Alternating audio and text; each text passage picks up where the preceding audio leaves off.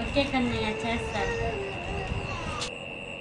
ముందుగా కట్ చేసుకున్న ఆనియన్స్, టమోటాలు, క్యారెట్, పచ్చిమిర్చి ప్లేట్లో పెట్టుకొని పక్కన పెట్టుకోవాలి. 3 మ్యాగీలు తీసుకుంటున్నాను. స్టవ్ ఆన్ చేసి ప్యాన్ పెట్టి ప్యాన్ హీట్ అయిన తర్వాత ఆయిల్ వేయాలి. జీలకర్ర, ఆనియన్స్, పచ్చిమిర్చి ఫ్రై చేసుకోవాలి. క్యారెట్ ముక్కలు ఫ్రై చేసుకోవాలి.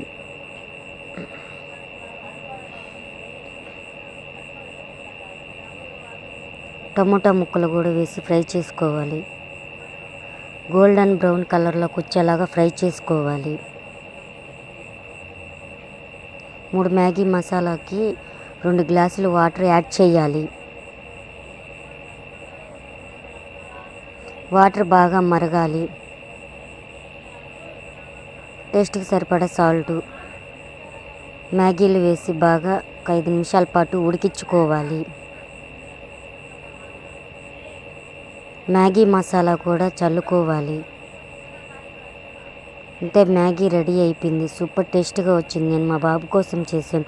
Please like and subscribe. Thank you for watching. Kannayya ఇదిగో మ్యాగీ.